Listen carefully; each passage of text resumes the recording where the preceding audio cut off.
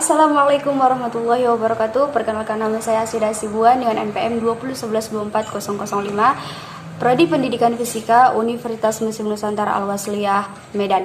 Pada video kali ini saya akan menjelaskan tentang perbedaan, persamaan, kelebihan dan kelemahan dari KBK dengan K13, di mana KBK ini adalah kurikulum berbasis kompetensi dengan K13, kurikulum 13 yang sekarang ini kita jalankan. Oke, langsung saja, ini dia videonya.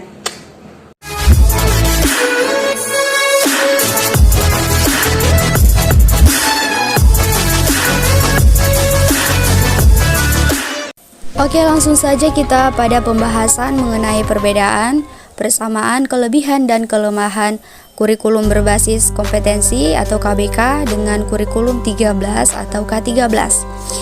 Yang pertama, kurikulum berbasis kompetensi atau KBK yaitu suatu konsep kurikulum yang menekankan pada pengembangan dan penguasaan kompetensi bagi peserta didik melalui berbagai kegiatan dan pengalaman sesuai dengan standar nasional pendidikan, sehingga hasilnya dapat dirasakan oleh peserta didik, orang tua, dan masyarakat, baik untuk melanjutkan pendidikan yang lebih tinggi, memasuki dunia kerja, maupun sosialisasi dengan masyarakat.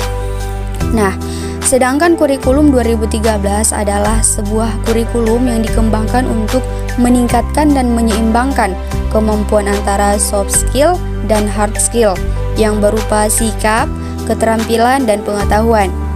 K13 lebih menanamkan nilai-nilai yang tercermin pada sikap yang dapat berbanding lurus dengan keterampilan yang diperoleh peserta didik melalui pengetahuan di bangku sekolah. Dengan kata lain, soft skill dan hard skill-nya itu seimbang ya, maksudnya berdampingan dan mampu mengaplikasikannya dalam kehidupan sehari-hari. Karakteristik KBK 2004 ada 3 poin. Yang pertama itu menekankan kepada ketercapaian kompetensi siswa baik secara individual maupun klasikal. Ini artinya isi KBK pada intinya adalah sejumlah kompetensi yang harus dicapai oleh siswa. Kompetensi inilah yang selanjutnya menjadi standar minimal atau kemampuan dasar. Yang kedua, berorientasi pada hasil belajar atau learning outcomes dan keberagaman. Artinya, keberhasilan pencapaian kompetensi dasar diukur oleh indikator hasil belajar. Dan yang ketiga, pencapaian dalam pembelajaran menggunakan pendekatan dan metode yang bervariasi. Yang bervariasi ini dengan artian sesuai dengan keberagaman. Sedangkan untuk karakteristik K13 memiliki 3 poin juga. Yang pertama, ada pendekatan pembelajaran secara saintifik dan tematik integratif. Ini artinya dilakukan melalui proses ilmiah. Apa yang dipelajari dan diperoleh dengan indera dan akal pikiran sendiri, sehingga mereka mengalami secara langsung dalam proses mendapatkan ilmu pengetahuan. Dan yang kedua, kompetensi lulusan. Ini berhubungan dengan kompetensi sikap atau afektif, pengetahuan kognitif, dan keterampilan psikomotorik. Dan yang terakhir, penilaian. Proses penilaian pembelajaran menggunakan pendekatan penilaian otentik atau authentic assessment, yaitu penilaian secara utuh meliputi kesiapan peserta didik, proses dan hasil belajarnya. Selanjutnya untuk KBK, standar kompetensi lulusan diturunkan standar isi, sedangkan K13 kompetensi lulusan diturunkan dari kebutuhan. KBK, pemisahan antara mata pelajaran pembentuk sikap, pembentuk pengetahuan dan keterampilan. Sedangkan di K13 semua mata pelajarannya itu harus berkontribusi terhadap pembentukan sikap, pengetahuan dan keterampilan. Untuk KBK, kompetensi diturunkan dari mata pelajaran, sedangkan kurikulum 13 mata pelajaranlah diturunkan dari kompetensi yang ingin dicapai. Kemudian KBK mata pelajarannya lepas satu dengan yang lain, seperti sekumpulan mata pelajaran yang terpisah ya. Sedangkan di K13 semua mata pelajaran diikat oleh kompetensi inti. Selanjutnya ada persamaan antara KBK 2004 dengan K13. Sama-sama menampilkan teks sebagai butir-butir kompetensi dasar. Kemudian strukturnya juga, struktur kurikulumnya sama-sama dibuat atau dirancang oleh pemerintah. Beberapa mata pelajaran masih ada yang sama seperti KTSP yang lalu ya.